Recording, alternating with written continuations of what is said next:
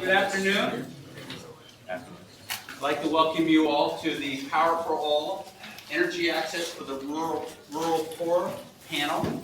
This is part of the Duke-RTI Professors and Practitioners in Conversation series that we have run for 3 years. My name is Jonathan Abels, and I'm the Executive Director of the Duke Center for International Development, co-hosting this event, this series with RTI International. Today's discussion is part of a theme this year, which is technology for development. As this one is on energy for the rural poor, and in the spring we'll hold another one on data-driven development.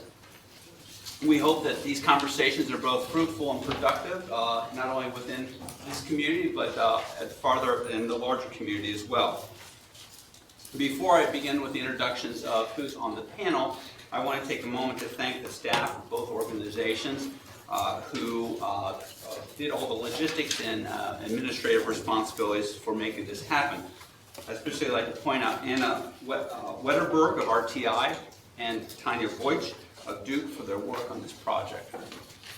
On the panel today, we have Dr. Erika Weinthal, the Lee Hill Snowden Professor of Environmental Policy and Associate Dean for International Programs at the Nicholas School of the Environment at Duke.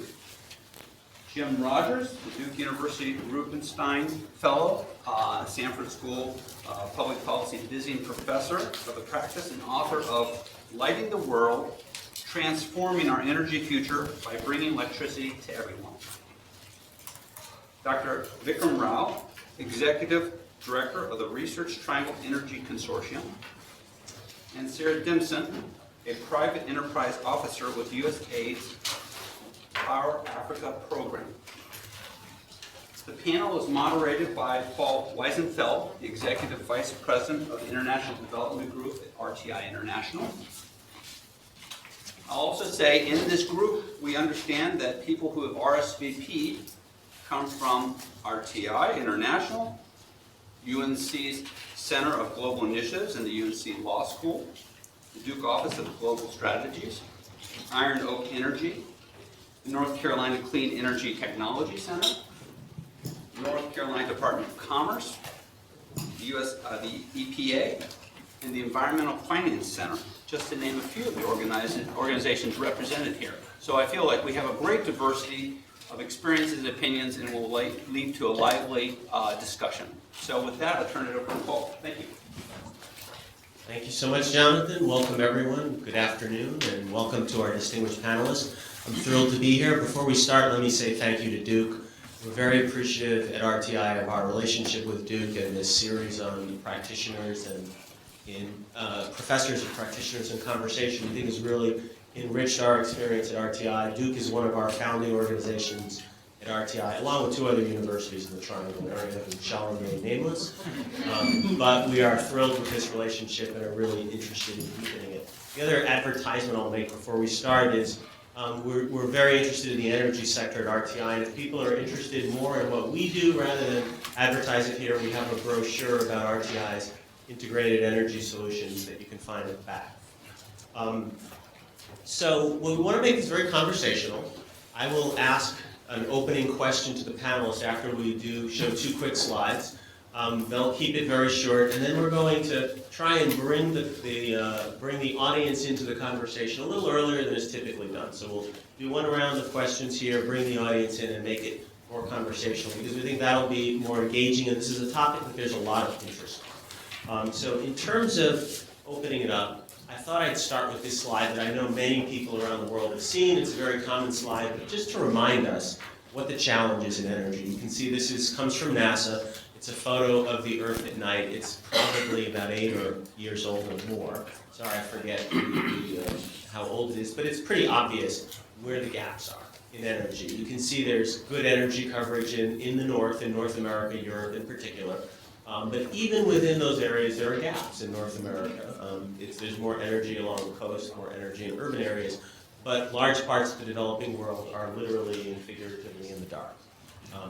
The other opening slide, the last one I would show, is a lot of people are hearing about the SDGs, the Sustainable Development Goals, which were just approved in September at the United Nations. We know we had the MDGs, the Millennium Development Goals, before, which had 8 goals and did not include a goal related to energy. We've seen now, as we've moved to the SDGs, SDG 7 is a specific goal around access to energy, ensuring access to affordable, reliable, sustainable, and modern energy for all.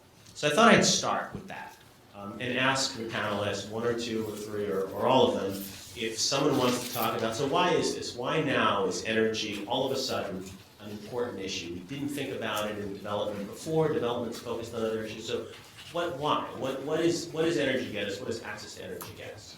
Who wants to start? I'll be happy to start. See, for me, energy falls into 2 buckets, electricity and fuel.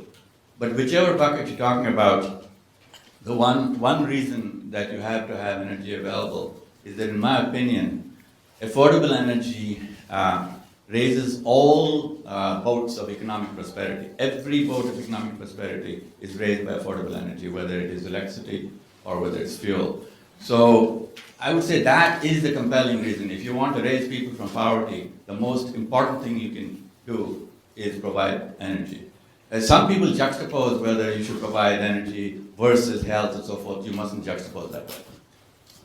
I would make the observation that what we have seen in the US and Europe and actually in the UN is a blind spot with respect to the role that electricity can play in economic development, with respect to healthcare, provision of education, safety in communities. So it's gratifying for me to see that the UN makes this number 7. The other thing that's really driving this, and we can talk more about in a moment, only now, in the history of the provision of electricity going back to the 1890s, only now is the cost of solar fall into a place where it's actually cheaper to install solar in these rural areas than to extend the grid. And that basic economics has really stimulated increasing interest because now it seems far more doable than it seemed before. So, I just want to comment on this too, because I was just at UNC for their Water and Health Conference where the whole conversation focused, a lot of it focused on the SDGs too. And as someone who's worked on water and the MDGs in fragile states and post-conflict states, one of the things that became very apparent in the policymaking world, especially within the United Nations, was the relationship to other sectors and the necessity for expanding the way we look at resources and their interconnectivity and taking a more of an intersectoral approach, in that when we think about providing access to water, a lot of it is very much contingent upon access to energy. And so I think it's where we need to have caution is to look at, when we look at the SDGs, we don't want to look at them individually, because I think that becomes very dangerous where we start to compartmentalize and say, okay, we're just going to focus on energy, we're just going to focus on water, we're just going to focus on education, because they're all interlinked and interconnected, and we really need to take that more comprehensive approach, which does raise bigger challenges for how you actually do that when they're designed in a way where you have indicators for each individual one rather than looking at the linkages. So let me ask a quick follow-up question and then bring in the audience here, because I think that's a great point, and maybe Sarah wants to jump in on this too. From my perspective as a general development specialist, when I was overseeing folks in various sectors, the challenge I would have is if you ask people on the staff, what's the most important thing for development? The education people say it's education, the health people say it's health, the energy. So I fear that, so all we've done is create another stovepipe here by adding energy to the SDG. So now you have another group advocating for money for this issue. You're responding to that and saying you have to do it in an integrated approach, but how do you do that when money still gets allocated in a stovepipe way? I don't know if you guys have thoughts. The first question was a softball question. I thought I needed to press you guys a little bit and ask you some harder questions here. Well, first of all, thank you all for having me. I really appreciate it. It's an honor to be here. And so because I am representing Power Africa, to some extent, I'm working for a U.S. government, I'll try and make sure to be clear where I'm representing Power Africa's interests and where I'm bringing in my own sort of expertise and experience as well. So I completely agree that the one thing about energy that's really unique, it is absolutely cross-cutting. The benefits are there, as Jim and Erika and Vic have just mentioned. It's also there for women and girls. Women and girls, access to energy reduces gender inequalities, and that women can do other productive activities rather than sort of not having access to energy doesn't allow them to do a number of different things related to economic and social benefits. So all the benefits that people have already mentioned, I completely agree with. Now, the question of how, that's really tough. At Power Africa, what we do is we take an all hands-on approach and we let our private sector partners, we have over 100 private sector partners at Power Africa, and about 40 to 45% of those partners are really focused on energy access. But across the board, what we've realized is that we have to take a partnership approach. We're not just working with those who have expertise on the ground in terms of companies. Our partnership approach also works with over 12 other US government agencies, from DOE, Department of Energy, to MCC, the Millennium Challenge Corporation, to the Overseas Private Investment Corporation. And then beyond US government, we are also working with a variety of stakeholders in an international realm. So we can't do this work without our development finance institutions, DFI. So SIDA, for example, the Swedish arm, has devoted $1 billion to Power Africa, African Development Bank, etc. So I do not think that this approach can, or that energy access or the issues that we're dealing with can be solved by one entity or one group. It is absolutely going to take a plethora of different actors who are working on very specific issues where their core focus and their core strength is relevant to be able to approach the problem and approach it in a comprehensive and strategic manner. I think the other observation I would make is that most governments in Africa see, when they think about providing electricity, they think about what they call first world power. And first world power is building a coal plant, building an oil plant, or a natural gas plant. And actually, and unfortunately, the World Bank, for instance, if you look at the money that they actually use to fund electrification around the world, only 1.5% of their funds goes to rural electrification.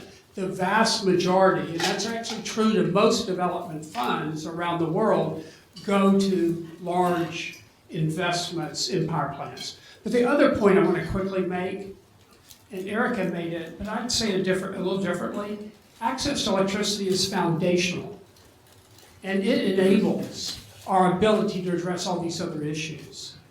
And you only have to take a quick look at the history of America, as we provided electrification to every home and business across this country, to look how our economy changed over the 20th century. That, to me, tells you what's missing in these rural areas, because they have access to none of the things that we've gained access over the last century. You know, I want to make one quick point. We so quickly gravitate to electricity when we're talking about power. Don't just do that. So take, for example, one of the worst actors in a rural area, which is burning biomass for cook stoves, for PM 2.5 and its morbidity and its mortality issues. You're not going to replace that with electricity, or you must not. Electricity is the most inefficient way to cook with. By the way, in your homes too, just take that into account. Okay. The most efficient way would be other things, cleaner burning cook stoves or liquid fuels, which are created from biomass, which is obtained locally. So I just want to offer a caution here. And then the one other quick point I want to build on what Sarah said. Women's literacy is crucial. Literacy is crucial, women's literacy is crucial. The state of Kerala in India, with the highest literacy of women, is also the one which is one of the most prosperous despite being communist, and has the most, lowest birth rate. So all these empowerments happen if you allow women to be literate. So great points. pulling We're the- going to be talking a lot. So, I think that Jim's making a really good point in terms of you really are trying. We should be thinking about approaching the issues of the lack of access to energy, I think, quite frankly, in a parallel approach. Not only do you need grid scale solutions, you absolutely have to have the off-grid solutions. And what we're seeing are the most common off-grid solutions for solar, in rural areas, are really looking at the solar lanterns and microgrid systems as well. And those microgrid systems can serve a peri-urban community. And then we're also seeing quite a bit of work on rooftop solar systems as well. So across those three, there's just a recent report by the International Energy Agency that postulates that it's a $40 billion market, with half of that market being for lighting and mobile phone charging. So it's a massive market. It has absolutely exploded over the course of the past 2 years. The World Bank has reports that from 2009 to date, the off-grid solar market in particular has grown by 200%. So I think that there's a clear need, not only by the numbers in terms of data and the amount of finance that has been raised by off-grid companies that are working in rural areas, and speaking in an African context at the moment, but I think that a parallel approach to electricity is absolutely fundamental. One factoid to support Sarah's comment. If you go back to 2008, a solar panel produced a watt of electricity for about $4. Today, a solar panel today can do it for 65 cents. This drop in price, this technological evolution is transformative, and the fact that you see storage technologies coming online today and those costs coming down, there's almost a Moore's law, both with storage as well as with solar, and that is what's really made this, what seemed impossible, intractable set of problems, seem more doable. I want to bring the audience. We've had great comments about energy being foundational for economic growth, for development. Great comments. We're just starting this conversation about how changes in technology are allowing us to think about off-grid solutions, comments about needing to take an integrated approach with a variety of actors. So where do we want to go with it? Let's have 2 questions from the audience. You can go wherever you want, but the conversation I think has been very interesting. I think this initial conversation about where we're going with off-grid solutions is very interesting. So do we have people who, actually do we have microphones? Or repeat the question. Sorry? We can repeat the question. You can repeat it. Just speak from the floor, we'll repeat it. Okay, sure. Richard Newell. So speaking to the different development goals and the interrelationship among them, there's a concept of poverty, which is number 1, and then you can think of number 7 as energy poverty. So question, which has been asked by many people, do you address energy poverty by just addressing poverty, and then the energy will flow? Or is there something fundamental about addressing energy poverty? And I think I know what Jim's answer will be, but how do you think about the relationship of these 2 things? How are they different, and where are they really the same? Great question. One more question, and then we'll go to the panel. I'll ask Jim Ocklini from RTI. Curious, you talked about, it's under SDG sustainability, you talked about fossil fuels. What's the approach on balancing sustainability with actually trying to get energy to these people, and how do you actually balance that? So who wants to take the first, or either one? Energy I'll poverty. I'll take a quick crack at Richard's one. To me, energy is at the base of it all. She calls it cross-cutting, I call it key enabling. So for example, take health. If you can remove kerosene lanterns from the house, you got health back, at least in part. At least the PM 2.5 is gone. Take pumping water. Right now you do it by hand versus doing it with electric power or something else, or with bullock carts first, but the bullocks have to be fed. So to me, energy is the base of it all. So that's where it starts. You don't look at poverty. You just say, if you supply energy, you will come out of poverty. That's an act of faith, in my opinion. A very quick one on the question on I served on a World Bank task force which asked that question. What is the meaning of low carbon for energy for people who have none? Right. Okay, and it's a really tough question. But building on Jim's point, though, fortunately, where we are today, that was 4 years ago. Where we are today, we're automatically getting some of these solutions which are correct for off the grid, which is solar or wind or really also biomass. Okay, are fundamentally more sustainable? I think I'm going to be the one over here just constantly saying we need to be cautious with some of these statements, because when I hear just we provide energy, that's sort of, it will get us to the next step. And I would step back and say we really need to think about how we contextualize where we're working, what does the governance situation look like on the ground. I mean, in some countries, it may be easier to access rural areas. In countries that are fragile states that have very weak institutions, you're working in a completely different setting, and providing energy may not be the first priority. If you talk to someone in a Ministry of Finance who's, has just experienced decades of conflict, they may have a different list of priorities, and it may be just building basic infrastructure roads because it's going to allow small-scale farmers to get goods to market, and it may not be the energy, but there's other issues that need to be addressed alongside, and so I just want to note that we need to be cautious in how we prioritize and think about it within a particular governance setting. I think Erika makes a really important point, but I would suggest we need to avoid the tyranny of either this or that. And so as you approach this, and one of the things that Sarah is working on and Power Africa is facilitating, is really bringing private capital to play in these countries, specifically in the rural areas, to leave the government free to be able to take their limited resources and invest. But here's the problem, and Erika didn't quite go there, but I'm just going to slide there, and it's this. The problem is, I've read all these books about lifting people from poverty. They never mention energy access. I read all these books about providing health care, and I never hear anybody mention that there are 1 billion people that go to health clinics with no electricity. You talk about education. I never hear anybody talk about 50% of the people that go to schools without access to electricity, access to the internet.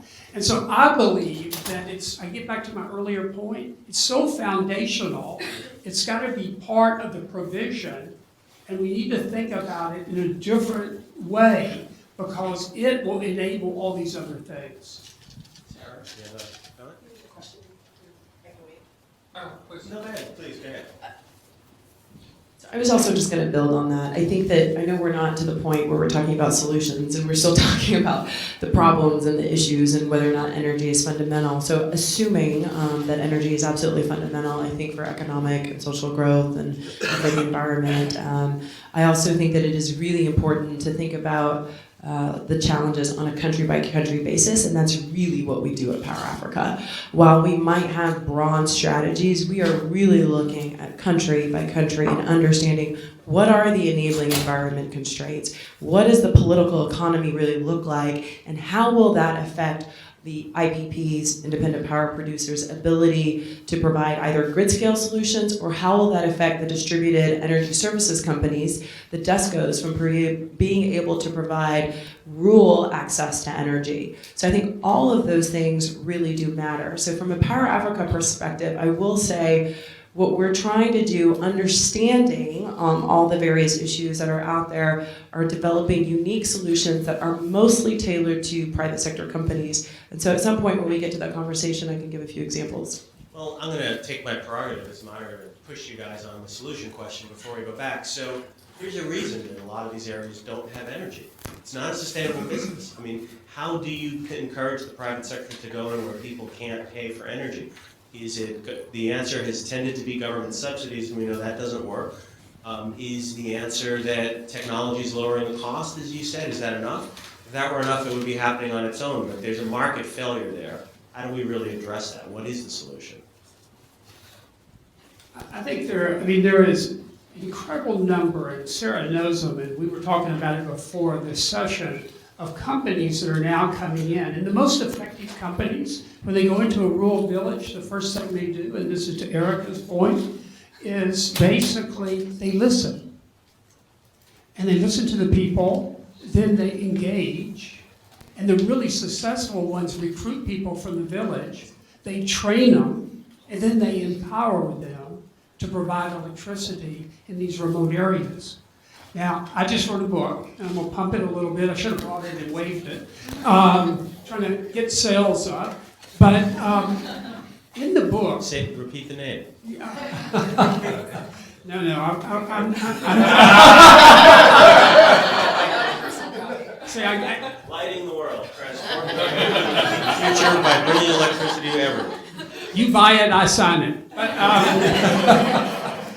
But I think the important thing is that in the book, one of the things, and this is just one way, and there's kind of pluses and minuses to this. What I'm proposing is taking what we did in the United States with the Rural Electrification Act in the 30s to really create franchise areas in these remote areas and then auction them off to private companies who will then bring private capital and have a better ability to scale within that area. So it's combining our investor-owned utility idea in the US along with rural co-ops. And this would be a way, because all these governments, and particularly the state-owned utilities, I mean, they're on the edge of bankruptcy, and they don't have the money. So the question is, how do you get the money? How do you attract the money? And by creating a franchise area, it's more a bankable deal for companies. Looks like Vic wants to come in. I'm curious, where's the revenue stream? Okay. Vic, you should I'm not going to answer the revenue stream question. I'm going to answer the broader question, including the revenue stream question. One thing we are blessed with is that once you do something in the rural area, if you do what Jim said earlier, which is not just 2 gigawatt plants with transmission lines, when you've got 3 to 20 megawatt plants, or even smaller, okay? One of the nice things about that is the smallness is easier to finance, okay? And when it's easier to finance, things happen.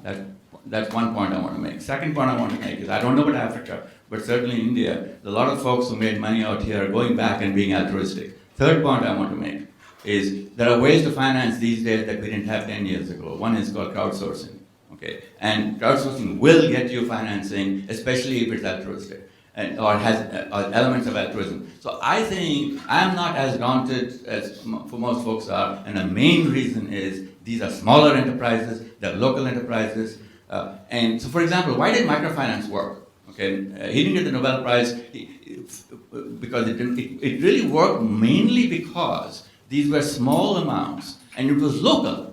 You don't want to not fulfill your obligations with people you know. Okay, and the same thing. I think the financing can be a little more locally. That's another way to do it. So I just think social scientists have learned a lot in the last few years. It's not all about technology.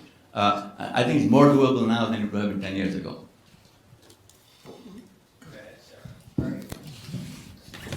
All right, so speaking on the financing end, there's an amazing report that just came out by the World Bank and IFC. It's called Financing the DESCO S-Curve. It was literally just released a couple weeks ago.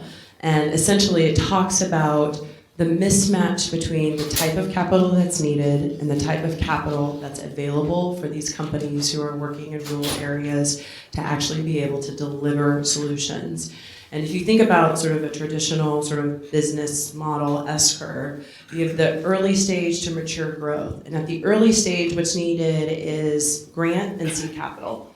And then as you move up that chain, if you move up that curve and the companies become a little bit more mature, there's different types of financing that are needed. And what we're seeing, particularly in this space, is a need for working capital. And that's really what a lot of these DESCOs lack. The other thing that you have to think about from a financing perspective, to the extent that companies are able to get foreign investment, is foreign exchange risk, right? You're getting money from the US, but then you're working with local banks and you're getting money from your customers, and that's all in local dollars, and you have to pay your investors back, and oh my gosh, you have like an exchange risk there, right? So, the financing challenge is something that Power Africa is really trying to develop solutions around. One of the things that I mentioned earlier, for example, to deal with this issue is that we just launched a $75 million loan guarantee to support off-grid companies that are working across sub-Saharan Africa. It's a pan-African loan guarantee where essentially we have investors and commercial banks, So we are providing a guarantee over the loans that they will then on-lend. And this does a couple of different things. It unlocks the market for local banks, but at the same time, if those businesses are able to they have their working capital and they're able to provide assets to their customers, what you have is that customers begin to build a credit history. When you have that credit history, your investors get a lot more confidence in the fact that you'll be able to have a revenue stream, and then it's sort of this cyclical effect, right, of being able to see, okay, I'm providing this business, I have a loan guarantee, I can on-lend to customers, they're repaying me back, and all of a sudden these customers now have a credit history where they've never had before because nobody would lend to them. So there are a lot of different ways, I think, from a financing perspective that's really, really important, but number one is making sure that as companies grow through their maturity cycle, that the appropriate type of financing is available at different stages. Let me add to that, because every business model that you see today, whether it's in India or in Africa, the constraint is simply the capability of pay of consumers. And they have, I mean, 1 billion people live on less than $2 a day, so there's great limitation. The way that technology works in solar, and Sarah mentioned it, you have a ladder of solar technologies where you start with a solar lantern that might charge a cell phone, then you go to a small home solar system, then there's a larger home solar system, and then you have microgrids, which are predominantly driven by solar and maybe some genset to kind of firm it up. That is doable, but only if you have economic development and the consumers see growth in their capability to pay and growth in their desire. I want a fan. I need a refrigeration.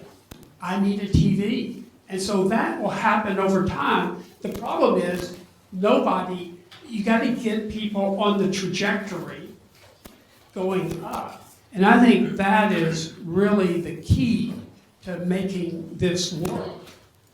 Very profound points. Let's go back to, we have one question here and one over there, so we'll go with those two. Thank you. Tim Professor from the Nicholas Institute, and Sarah, thank you for being here. I'm learning, like, the loan guarantee program is very exciting. I'm getting very excited about some of the things you guys are doing.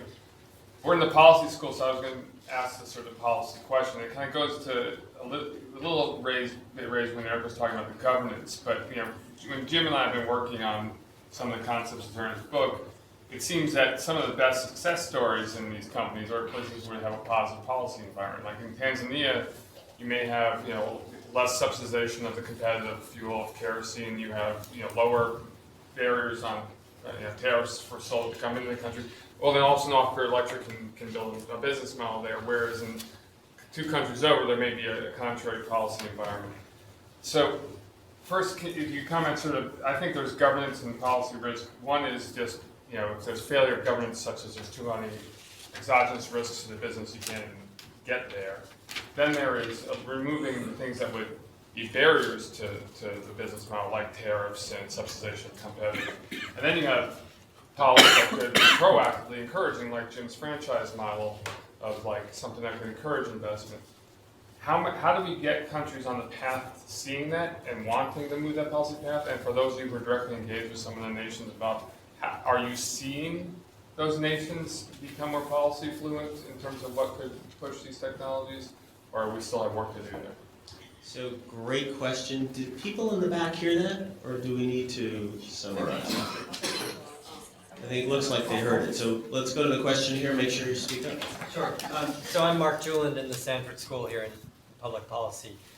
And my question has to do, again, with the costs of the technology, and particularly as we're thinking about rural electrification. Fully appreciating Jim's last point that you have to get people on this trajectory because it can't happen all at once.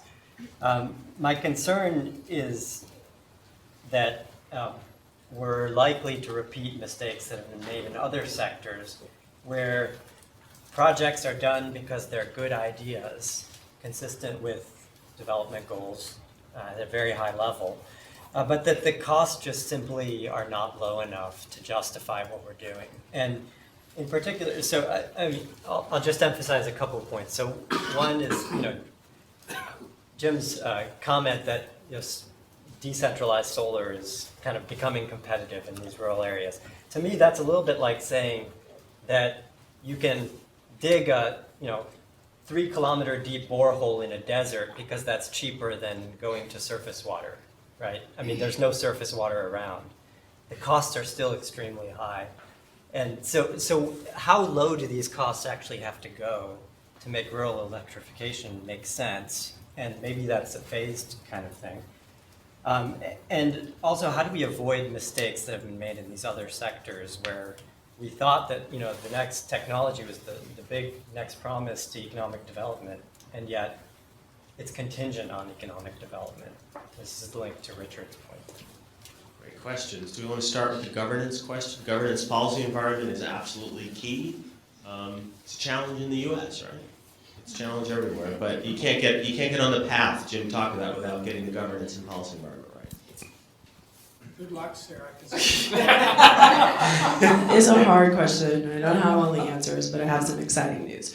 So, on a nation-state level, we recognize that policy is really important, and how do you get governments to understand not only the issues, but to come to the table with you to begin to experiment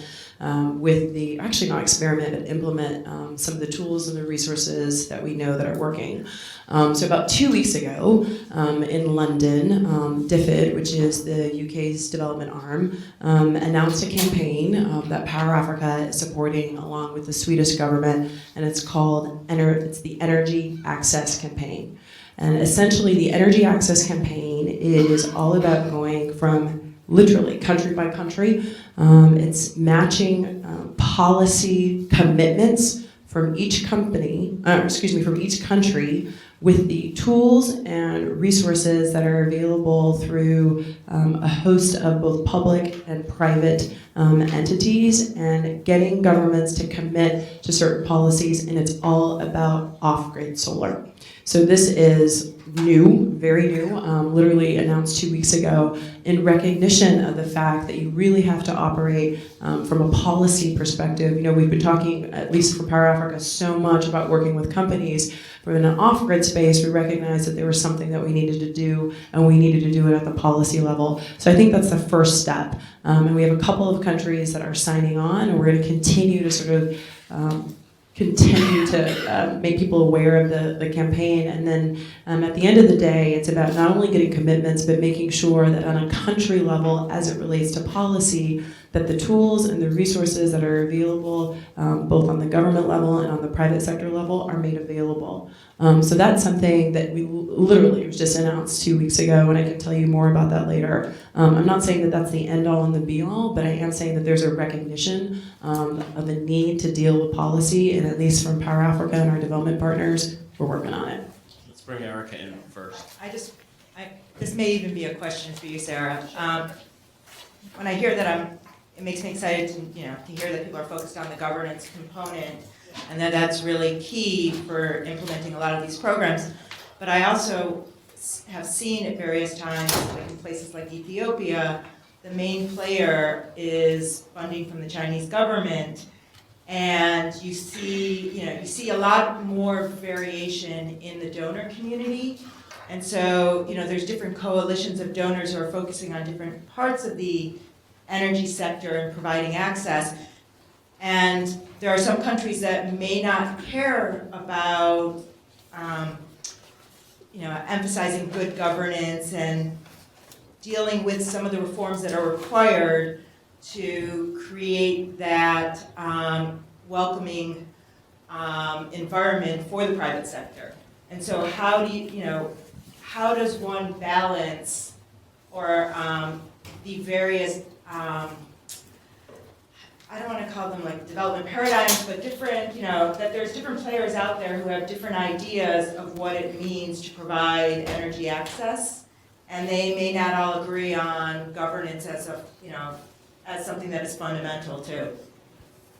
From our perspective, we're doing a lot of technical assistance and capacity building and knowledge work, quite frankly, around the issues. It's interesting that you mentioned China. One of the things that we recognize, which is really important in the off-grid space, is standards. So along with our partners at the World Bank and the Global Off-Grid Lighting Association, we are working to ensure that on a government level that we are using certain standards of quality for off-grid systems so that they're not band-aid approaches, but yet that those systems are of high quality that builds trust, so that as Jim was talking about, people can sort of move up the ladder and be able to say, this worked, it was affordable for me, and I'm into renewables, and sort of move up that ladder. In addition, USTDA, in partnership with Power Africa, just launched, there's been a lot happening in October, literally just launched a campaign working with DOE on this issue of standards. I don't know that I'm quite answering your question, but there is a lot of work to do. A lot of it is around providing technical assistance, capacity building, awareness, and then actually doing something. So the standards issue, we're working on it. We're bringing in different people to be able to make sure that the quality is there. I think Tim made a really good point about the government policy. I mean, the reason they're going to work with this is because they recognize that government is probably the single biggest, the governments in these countries are the single biggest impediment to rural electrification. I mean, the subsidy, Tanzania has eliminated the subsidy on kerosene, but not eliminated in the other countries. Even India actually subsidizes electricity, which makes it difficult. And they subsidize kerosene. Not anymore. Not every place. Yeah, they're trying to get out of the kerosene. Right, they're not totally out yet. But my only point is the government's an impediment. Then you kind of ask a more sinister question, do they really want these people to have access to electricity? And so if you look at the political dynamics of a country, it might be the right strategy for that government to keep them, as they like to say, down on the farm, but to keep them in the rural areas and not see them move or get on the trajectory to move into the middle class going forward. So this is a huge problem. The other point that I would make is, and I guess I can say this carefully, Africa is littered with junk. People with good intentions, good wishes, have arrived, they've given things, but they didn't stay around to fix things. Or they didn't train people to fix things. So actually the hardest part about companies that are coming in trying to do rural electrification is dealing with sort of a give it to me versus I'll pay for it. So there's a really tough set of issues, and there's a cynicism. All of us would think, oh yeah, electricity, everybody wants it. But not everybody wants it, not everybody trusts it. So this kind of relationship building on the first instance is really critical to making this work. So Vic, and then we'll go to the second question. Yeah, I want to go to second. Good, because I think that's a really critical question. So Right, so- isn't it better just to not? No, he's saying more than that. He's saying, how do we prevent the mistakes of the past? So one of the mistakes of the past is when countries have picked technology winners. We did this Like in... the US. Like the US did for ethanol and gasoline, like Germany did for solar, and then undid for nuclear, so to speak. That's a loser. They picked a loser rather than a winner. It's more like what Erika says. It's one shoe does not fit all.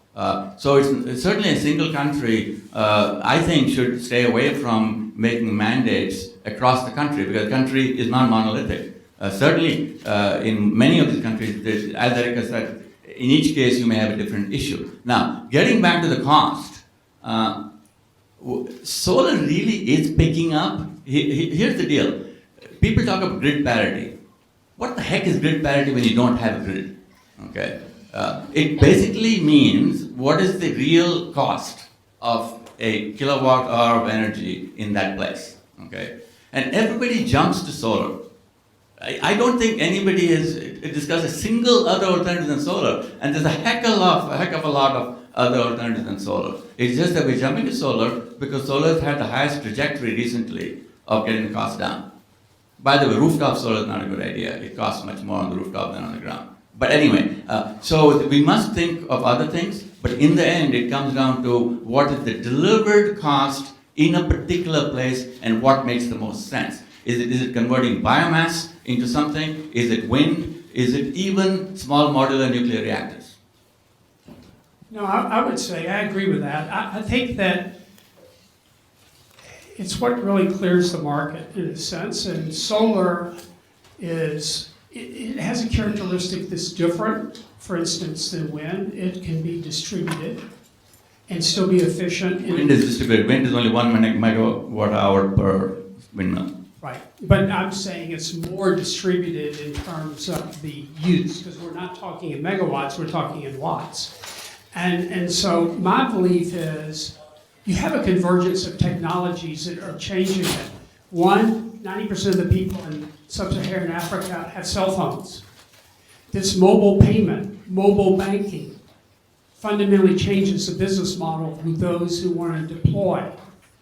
The second thing is you have solar, you have storage, and the companies that are really smart about this, Off-Grid Electric in Tanzania is an example, they try to sell electricity in a prepaid form equal to what people would pay for a liter of kerosene.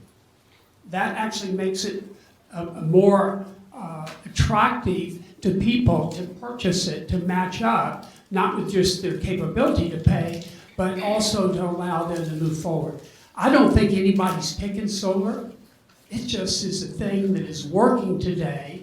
And so my response is, I think there's a lot of different ideas, and I've done projects in rural areas in Patagonia where you use microhydro.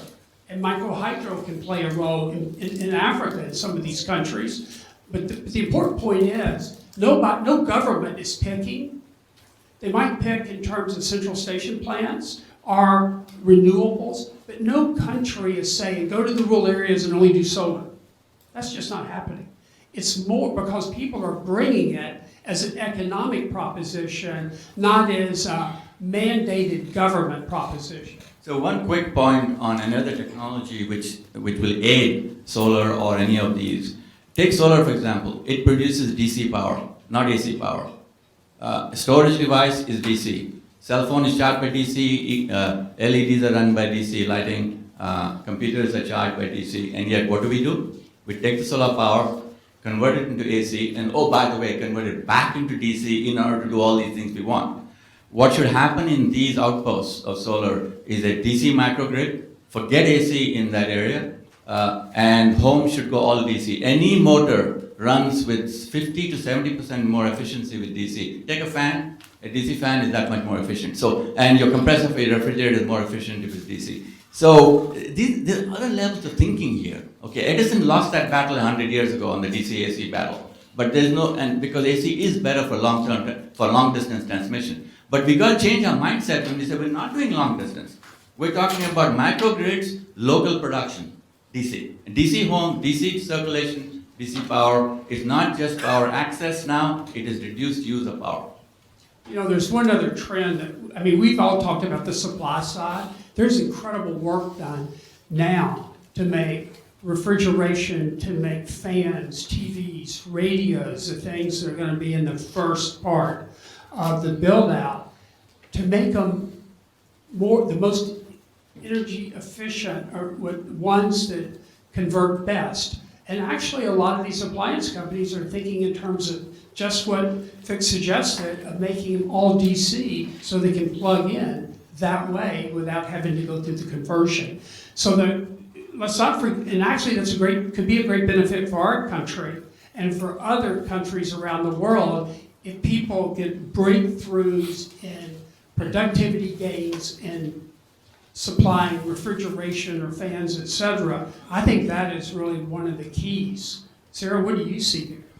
I agree. Actually, energy efficiency is a huge part of this equation. And so what we're seeing in an African context is that there are a lot of entities working on, let me back up. The products that you're seeing out there in an off-grid market are highly energy efficient at a lower cost. And I think what that will help in the future is it takes the demand off of a grid. If a grid ever reaches that area, there's a lot less potential for a need for higher demand capabilities, capacity factors for different products, et cetera, if you have highly energy efficient products to begin with. So I think in some ways, in an African context at least, you're really seeing a leapfrog effect, because by the time, if the grid gets to certain areas of rural communities, they're already used to using products that have really high energy efficiency. I also want to go back and make one point about solar and which technology. It's really not about the technology, it's about the resource.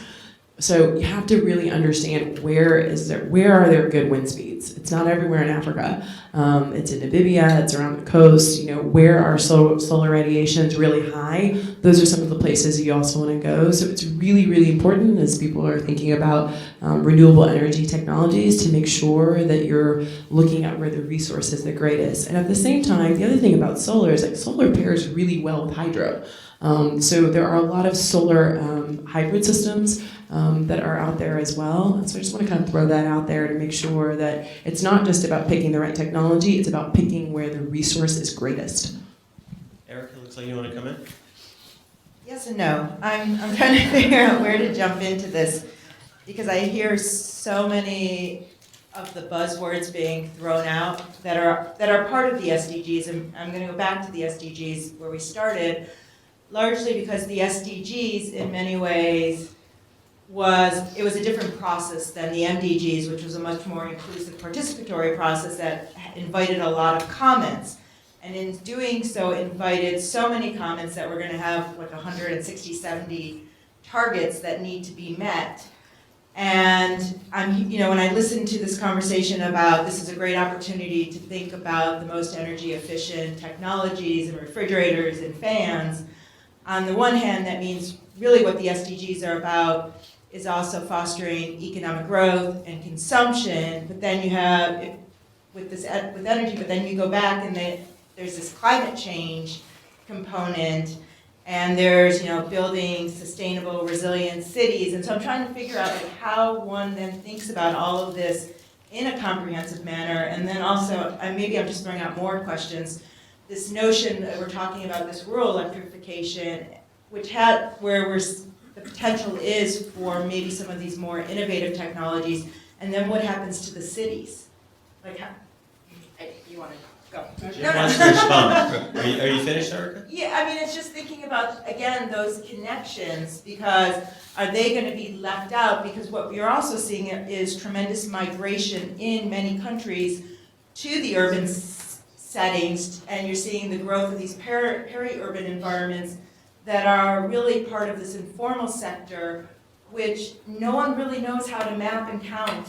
And so they're the ones who are creating these very informal energy networks that are not benefiting. So, Jim, you want to respond? I guess, I just say that I think, Erika, we're really focused on the 1.2 billion people, the 600 million in sub-Saharan Africa, for instance, or the 200 to 300 million in India, that basically have no access at all. There is another billion people that have access, and these are in the cities, that have access to electricity, but it's intermittent. They might have it for 4 hours, they might have it for 6. The next day they might not have it at all. It's so unpredictable in terms of life there.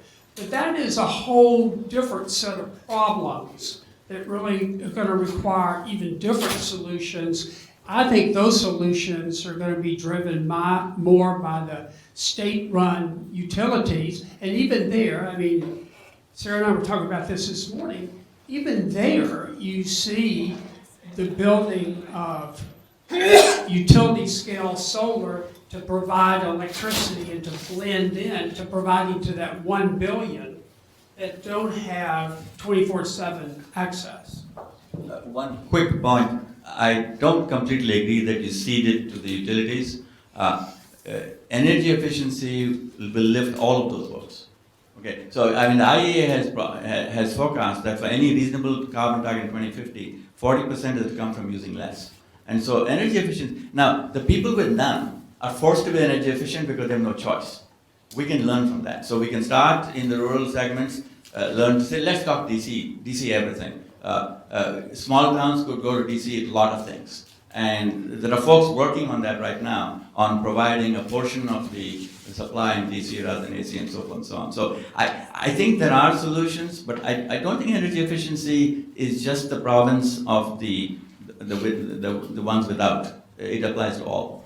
I didn't say that. No, I didn't. I said I like you putting words in my mouth, Vic, most of the Erika, time. Erika. Not that one. But I just said that it seems today that the state-owned utilities have the responsibility.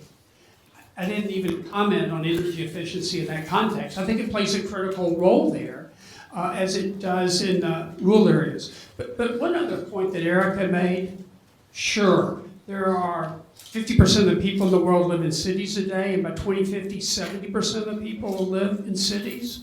I actually think if you have rural electrification, you'll slow it down. Because when people come from rural areas, when they go to Nairobi, they end up in Kibera, one of the largest slums in the world.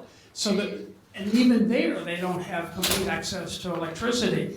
So if you can create communities where there's economic growth, where they're getting the health care, where they're getting the education, where you see that happening, it could slow down that migration. And that gives the cities a chance, particularly in these low-income countries, of catching up and getting on a sounder footing. So I think Sarah wants to come in, then we want to go to the audience, although I would dispute that comment about it slowing down. We can talk about that later. But Sarah, did you have a comment, or we go to? There's so many great things happening on this panel. I mean, I think we could just sit here for hours. So It's unruly. I know. Who knew I was coming to Duke? It was going to be all unruly. It's Too much energy. I love it. There is a lot of energy and vitality here, and that's fantastic because these are really important issues, quite frankly. So I'm an urban planner by training, and that's the way that I'm coming into these issues of energy. And so in thinking through from an urban planning lens about the issues of energy and what's happening in urban, peri-urban to rural communities, I've always said that even in the rural communities, a Band-Aid approach isn't sufficient. I think that you will be able to see some progress through microgrids as communities start, again, with sort of these smaller scale systems to the degree that they can have microgrid systems. I agree with Jim that a lot of the reasons why people are moving to cities is because there's opportunities there, and there's opportunities, and the large part, the fundamental base that's providing those opportunities is access to energy, even if it is unreliable.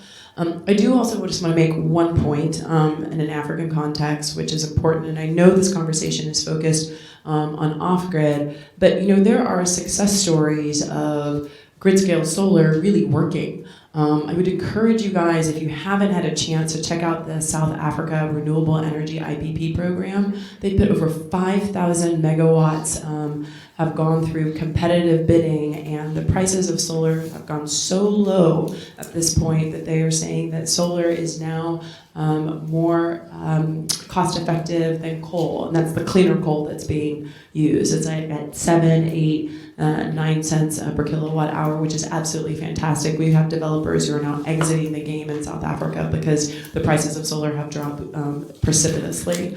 But I do think, to that point, when you're thinking about planning and how do you think about energy in the context of how a city begins to shape and form, there are students and groups, for example, I think as I mentioned at MIT, that are thinking about this exact thing, thinking about how do you take what's happening in terms of economic growth, in terms of population and migration, and make sure that you're doing integrated resource planning.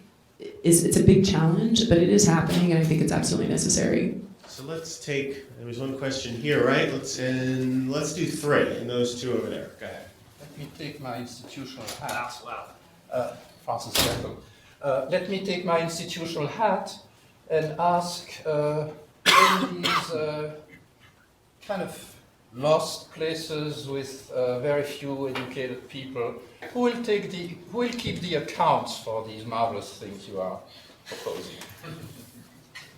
Mine is sort of, so I'm Eric Wibbles, I'm a political scientist here at Duke. I'm also an RTI University Scholar this year. My question is related. So one of the big issues in urban areas is that there's a lot of theft. So part of the issue with the economics of electrification in urban areas is the meter readers are bribed, or they're just informal connections or whatever, and all this loss can add up. is there anyone working on sort of what's the political economy of compliance going to be in rural settings? I mean, who's gonna pay? Who's gonna? And that's one of the reasons you don't get investment in those areas, exactly. Last question for now?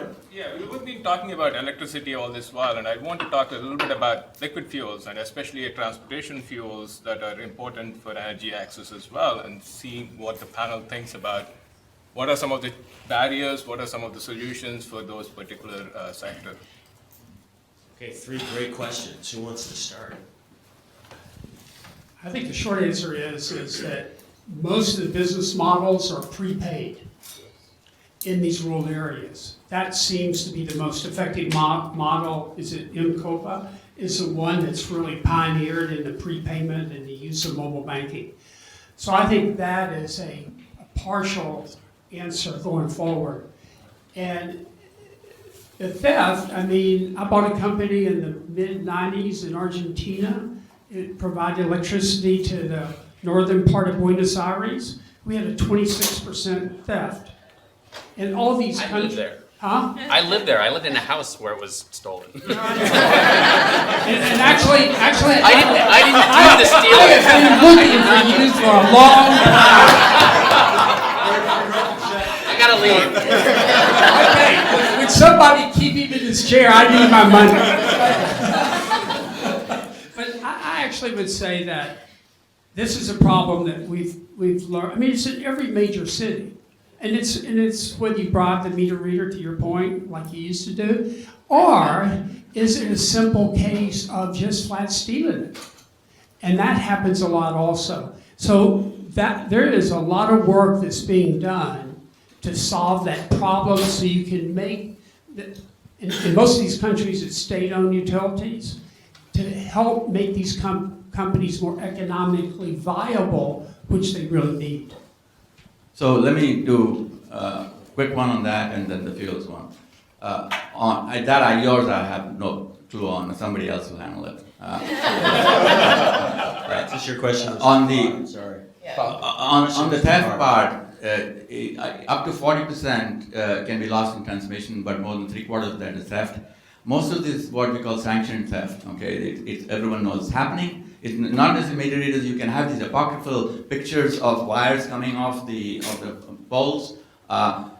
In the rural areas, people don't get re-elected if they go after the people for paying for it. So it's sanctioned theft. So this is why, in my view, it makes much more sense to do everything that Jim and others have been talking about, which is local production and local distribution.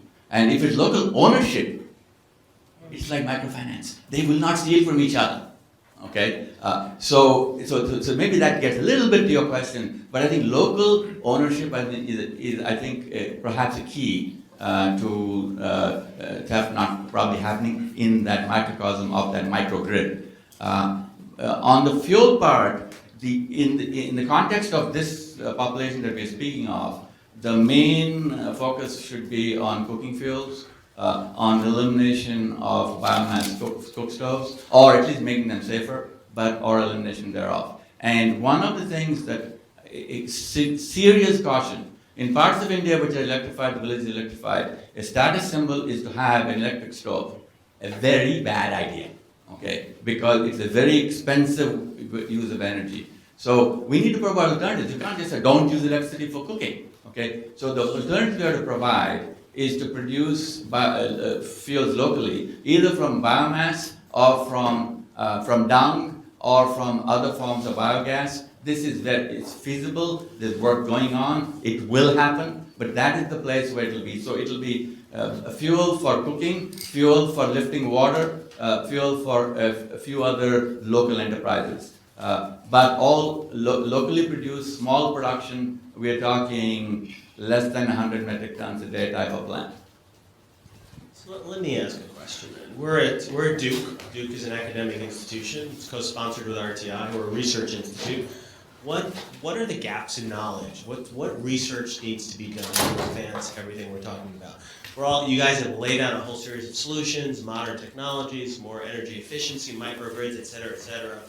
Is it all? Do we know the answers? Do we just need to do it? Or 2 words: social science. Okay, so we techies don't know how to. If you build it, they don't come.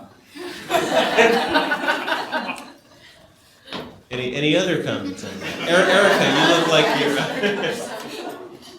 Yeah, no, that's it? Social science research, those are the only gaps. Is there a role No, for that's serious organizations comment. like Duke? I mean, there is work that needs to get done to really understand the economics and how you do the financing.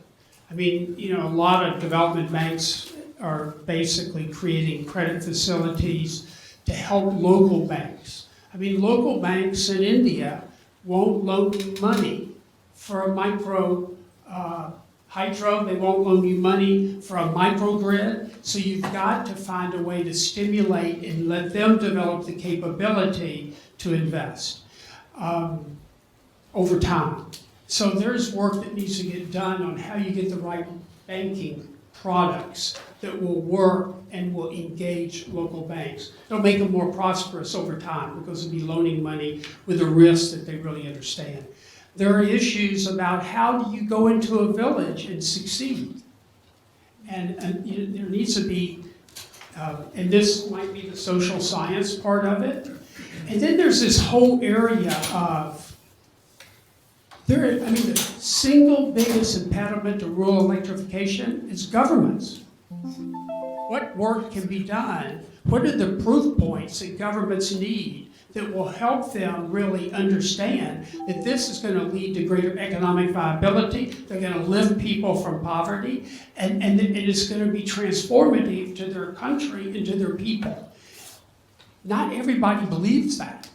And so work needs to get done, proof points. There's a need for education about how systems work. And actually the companies that are most successful create their own training where people buy into it and actually help lead the process. So let me press you guys on that. You're going back to the policy question we had earlier. I've been in development for 25 years, and I've almost never seen a situation where you do policy analysis and convince the government that they should do something that's in their interest, because there are always vested interests at the local level that you don't understand. And just simply having the data is rarely enough to convince them. So this goes back to the policy question you answered. How do we get over that? I don't know how we get over it, but I mean, just to sort of build on this question of a research agenda and what that might look like. I agree with Jim that I think that understanding financing is absolutely critical.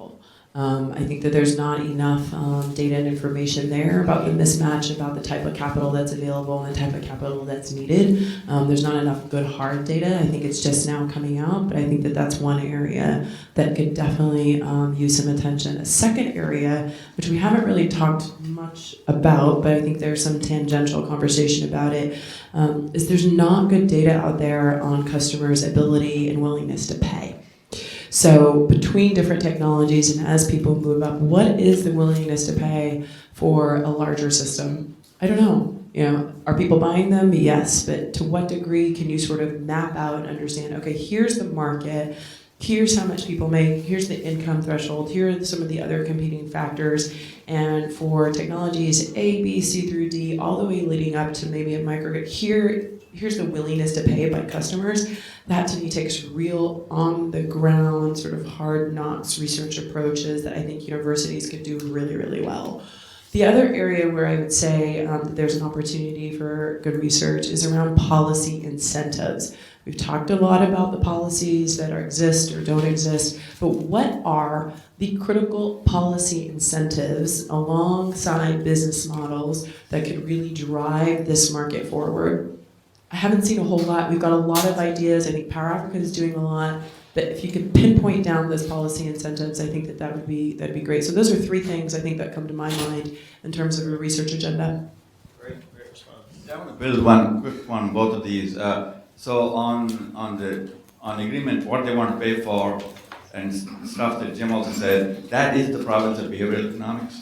So behavioral economics basically said that people don't necessarily behave rationally. So then how do they behave in making their own decisions on finance matters? So, and behavioral economics is a part of the social science. I know I was a bit flip when I said social science, but behavioral economics is a part, sociology is a part. I mean, there's well-meaning people went there and made cook stoves, which were very minimally soot producing, using oil barrels. Nobody wanted it, in part because they didn't realize that poor people have aesthetics too, and they didn't look nice. So who are these people? So these are sociologists, I don't know, maybe they're anthropologists, these are all social scientists. So there's a milieu of folks who can figure out how we techies can get stuff in. Yes, you have to finance. Without financing, nothing happens. But what do you finance, and you raise the point, is the province of social sciences, which is replete all over here in this university and around. Yeah, I mean, I think it's a great question, and I really like Sarah's suggestions, because I think they're right on. And the only thing I would add to it is in just thinking about, those are things you can really test with field experiments, and it becomes very practical. But then there's situations where I think are the hardest states, which are the ones that are just emerging from conflict, where it becomes much more difficult to think about, it's a different set of incentive structures, it's a different governance context again, and so how do you deal with this whole nature of, risk, like from an investor standpoint, that these are the most risky countries to go into, which are also the most neediest, and so trying to think through what is the government threshold or the minimum, like what would be a research agenda there in a post-conflict setting or a very fragile setting. And when I was looking through trying to find some data on post-conflict settings and where do people invest, like energy, they say it usually takes 3 years before you start getting investment into energy, and it takes 7 years before you see results in the water sector. So there's this tremendous lag before people are willing to go in. And so I think in that initial phase, there's a need for a better understanding of what that institutional landscape needs to look like to get these projects in and to have them be something that's sustainable. I think to that, if I could make a recommendation on a country that might, you can tell me probably better because you know conflict areas, but Liberia. So in Liberia, you have this double-pronged energy challenge, which is like conflict, Ebola. So, Power Africa did some amazing work.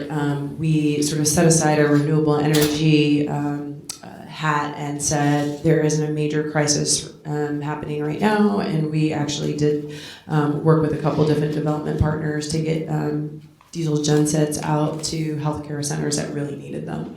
But we're now looking at Liberia and saying, what can we do? And working with the, it's SREP, the Scaling Renewable Energy Program that's run out of IFC. It's basically a $178 million portfolio to do 16 different off-grid projects in the rural areas. So I think that to understand how to deal with that, Liberia would be an amazing case study because, there's just, again, those two things, conflict in terms of health conflict and all of the things that are around that issue, and then as well as, it being a very recent post-conflict country. It gets back to finance. Another area is, why does the World Bank only give 1.5% of their money to rural electrification? What do they have to be convinced of? What do they have to believe to allocate those resources differently in these different countries? So I think there's work there. And on your specific point about governments, who knows? I think the reality is there are countries like Tanzania that's eliminated the kerosene subsidy. That's a really important step forward, and it becomes something for other countries to look to. But the more practical solution, who supplies the kerosene? Get them engaged in the solar business, because then as they lose revenues, they have another source of revenue. So I think it's very case specific, country specific, and as difficult as it is to get policy rights and shape governments, I think you have to do one country at a time, one policy at a time, and you have to take that approach. And actually, I've come to believe, and the process of writing a book taught me this, you can't boil the ocean. You have to really be specific achieve certain things and let that be an example that hopefully others will follow. Excellent points. Looking at the time, let's do 3 more questions. One here. Do we have 2 more? Use your hand up, Raghavir. Okay, let's do these 4 questions and these 2 ladies here, and then we'll probably be out of time. So I wanted to ask about, pick up on Jim's point about how the World Bank's spending its money, getting low-income countries on the right trajectory in terms of carbon emissions, and the Paris COP, the Conference of the Parties coming up. What should low-income countries be asking for in Paris? And what should the developed world be thinking about in terms of the need for electricity access and the need for clean energy access, so that it's not about, starting off kind of on the wrong foot and getting entrenched in fossils? Because the debate is, well, gosh, doing diesel generation for everybody would be cheaper and really would be a drop in the bucket in terms of emissions. So why withhold that? But on the other hand, once you get into one technology, we all know that it's really hard to change. So it's in our collective interest to be putting the money there in the right places, getting the World Bank to be putting the money in the right place. So what's possible in Paris, getting it back to that. thank you. Right here. So one question was, we see a lot of NGOs and foundations are investing money in the rural electrification. What is the right role for them? There's the private sector, there are governments, there are philanthropies, and Gates is doing a lot of work in Africa, for example, in solar energy, and try to use solar pumping and solar lighting, and try to sell electricity. Can we really leverage that to start the infrastructure, and then hopefully market forces will allow them to sustain over long periods of time? Thank you. I think you were next, yeah? So I worked with the energy sector in Bihar, India for the last few years, and this is a state that has a 14% electrification rate. And what I saw there is that the politicians are repeatedly promising 100% grid electrification to constituents, right? And so from those few who do have solar there, you're seeing the ability to power is actually very low, right? They're powering a light bulb, but they've been promised this grid electrification that can power refrigerators and just have this greater capacity. So in this context, at least, I wouldn't be quick to assume that people even want solar. They've been promised grid. And so I'm curious how you think the demand for solar sort of has been incorporated into this calculus, this excitement about surrounding solar. And similarly, I don't know as much about renewables, so I'm curious if you think that solar actually has the capacity to reach this truly transformative level of refrigerators and power and health clinic technology and things that we talk about when we talk about kind of the excitement of electricity. Thank you. And then the final question back there. Thank you. So a slightly related question. I know that Sarah mentioned something about more research that needs to be done on willingness to pay. And I know Mr. Rao mentioned something about the role of, the social sciences. And all of you have mentioned how different sectors of policymakers need to be looking at particular aspects. But where are the end users and where is their voice? And I mean, I'm just asking this because I've had the opportunity to work in rural communities in India for a few years. And I've seen that there are excellent examples of path-breaking technology, but nobody ever uses them because nobody asks them before they actually. It's basic, but I just wanted to get your views on it. Great question. So who wants to start? You guys are. I tried to push them. I'll pick up the last two because I can't deal with those ones. On a state like Bihar, I've been gone a long time, but anyway, the 14% electrification really means it's 7% and they're claiming 14%. Because, they get one light in the village and they'll call it electrified. And so in general, politicians, their goals are fraught with difficulties for real growth, for real progress. because they can meet these goals with these numbers. And they may not necessarily meet the expectation, which goes to the other question and then comes back to you in the following way. There's a really interesting paper by a woman, it's a professor at Haas School of Business, which if somebody finds out how to get to me, I will email to you, which basically says, have we overdone this business about rural electrification, and are we promising more than we can deliver, okay? And her point that she makes, one of them, is that a lot of these solar installations can really run about 4 bulbs, okay? And then they've declared victory, okay? And they'll put that everywhere. And then, to your point, if we don't treat them like customers, we will fail, okay? And social scientists know this. We techies don't know that stuff, okay? So that is why, and they can run, as Erika said, you can run control experiments like this. That's what behavioral economists and other social scientists do. And you must run experiments on the floor to see what the client is prepared to pay, but also what form it takes. You know, it's more than just prepared, what form it takes. So the basic thing is they should be consulted like real consumers, and be very careful that people declare victory too soon with solar with very modest installations. You want to take the questions, Vic, back down? Sure, I'd like to take a couple of them. I'm not sure I can answer all 4, but